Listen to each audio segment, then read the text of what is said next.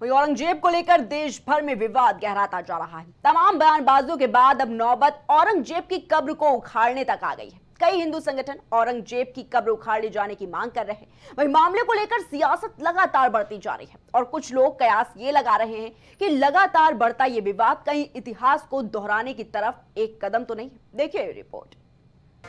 औरंगजेब को लेकर देश में जमकर सियासत हो रही है। बीएचपी और बजरंग दल जैसे हिंदू संगठनों ने संभाजीनगर में मौजूद मुगल बादशाह औरंगजेब की कब्र को तोड़ने की वार्निंग भी दे दी। इतना ही नहीं, हिंदू संगठनों ने औरंगजेब की कब्र तोड़ने को लेकर महाराष्ट्र में प्रदर्शन भी किया। भारी प्रदर्शन को देखते हुए महाराष्ट्र सरकार ने औरंगजेब की कब्र की सुरक्षा बढ़ा दी है। लेकिन इसी बीच अब राज्य के मुख्यमंत्री देवेंद्र फडणवीस का भी बयान सामने आया है।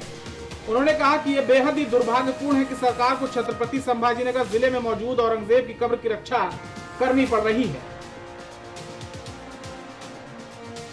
मुख्यमंत्री देवेंद्र फडणवीस ने कहा कि आपको आश्वस्त करता हूं कि अगर उसकी विरासत का महिमा मंडन करने की कोई कोशिश की जाती है तो यह कामयाब नहीं होगी। महाराजांचं मंदिर कशा करता, महाराजांचं मंदिर या करता की आज आपण आपल्या इष्टदेवतेच्या मंदिरात जाऊन इष्टदेवतेची साधना करू शकतो। याचं एकमेव कारण छत्रपती शिवाजी महाराज होते।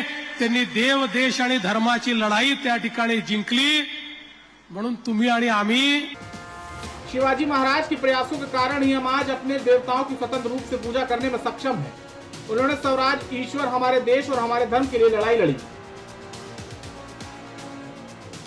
मुख्यमंत्री ने कहा कि अगर महिमा मंडन करना ही है तो छत्रपति शिवाजी का करें। क्रूर औरंगजेब के बर्बर विचारों का महिमा मंडन या तारीफ करने वालों के खिलाफ सख्त कानूनी कार्रवाई की जाएगी और उन विचारों को वहीं कुचल दिया जाएगा। इससे पहले भारतीय जनता पार्टी के सतारा से सांसद उदय नराजे भोसले ने छत्रपति संभाजीनगर में मौजूद मुगल बादशाह की कब्र को हटाने की वकालत की थी। वह छत्रपति शिवाजी महाराज के वंशज भी हैं। उस पर जवाब देते हुए फडणवीस ने कहा, हम सभी भी यही चाहते हैं कि लेकिन आपको इस कानून के दायरे में करने की जरूरत है, क्योंकि यह एक संरक्षित स्थल है। कुछ साल पहले कांग्रेस शासन के दौरान इस स्थल को एएसआई के संरक्षण में रखा गया था। या देशामध्ये महिमा मंडन होईल तर ते छत्रपती शिवरायांच्या मंदिराचं होईल, औरंगजेबाच्या कबरीचं होणार नाही। काय दुर्दैव आहे, ज्या औरंग्याने आमच्या हजारो लोकांना मारलं त्याच्याच कबरीचं संरक्षण आम्हाला करावं लागतं। पण एक वचन तुम्हाला निश्चितपणे देतो, काहीही झालं तरी या महाराष्ट्रामध्ये औरंगजेबाच्या कबरीचं महिमा मंडन होऊ देणार नाही, त्याचं उदात्तीकरण होऊ देणार नाही। त्याचं उदात्तीकरण करण्याचा कोणी प्रयत्न केला तर तो प्रयत्न त्याच ठिकाणी चिरडून। बीते दिन अपने बयान में नरेंद्र मोदी के कार्यकाल को औरंगजेब के कार्यकाल से भी बुरा बताने वाले संजय राउत ने आज फिर औरंगजेब के मामले पर अपनी राय दी। उनका कहना है कि औरंगजेब की कब्र शिवाजी और संभाजी के शौर्य का प्रतीक है। अगर इतिहास जिंदा रखना है तो औरंगजेब की कब्र भी बरकरार रहनी चाहिए। शौर्य का प्रतीक है, शौर्य का प्रतीक कभी टूटना नहीं चाहिए। ये हमारी भूमिका है। छत्रपति शिवाजी महाराज ने औरंगजेब से इतना बड़ा युद्ध किया है मराठाओं ने। छत्रपति जी की मृत्यु के बाद भी 25 साल औरंगजेब महाराष्ट्र में लड़ता रहा, लेकिन विजय नहीं प्राप्त कर सका। और वहां उनकी कब्र, ये आने वाली पीढ़ियों को इतिहास से दिखना चाहिए। चाहे अफजल खान की कब्र हो या चाहे औरंगजेब की कब्र हो। अगर इतिहास कोई समझने को तैयार नहीं तो इतिहास के शत्रु है, दुश्मन इतिहास के। अपने बयानों से सुर्खियों में रहने वाले विधायक टी राजा ने औरंगजेब की कब्र को लेकर एक बार फिर बयान दिया है। उन्होंने इससे पहले भी औरंगजेब की कब्र उखाड़े जाने की मांग की थी और अब फिर से उसी मांग को दोहराया है। उन्होंने कहा कि अब उनका एक ही संकल्प है, औरंगजेब की कब्र उखाड़ना। हमारे संभाजीनगर में उस औरंगजेब की खबर क्यों अब तक बची हुई है?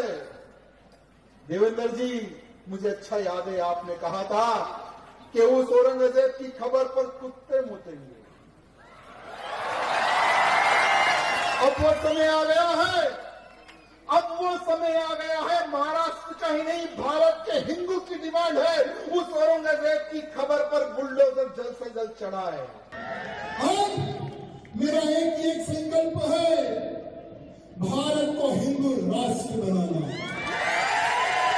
भारत को हिंदू राष्ट्र बनाने के लिए युद्ध करना।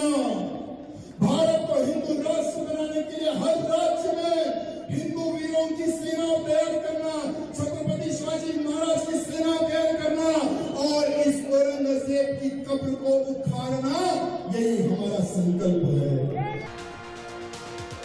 फिलहाल मामले पर तमाम बयानबाजी और प्रदर्शन का सिलसिला जारी है। देखना दिलचस्प होगा कि औरंगजेब नाम की चिंगारी जो अब एक ज्वालामुखी का रूप ले चुकी है, वो कहां जाकर शांत होती है।